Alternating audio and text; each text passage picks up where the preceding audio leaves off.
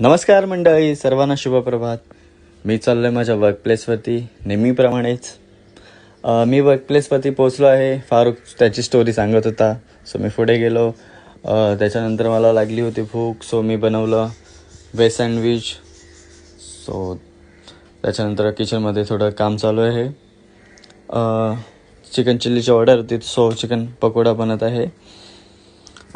काही टायमानंतर कस्टमर नव्हते, सो मी बाहेर गेलो, बसलो आणि स्टाफसाठी कारल्याची भाजी बनते. तो मनीष प्रिपरेशन करत आहे.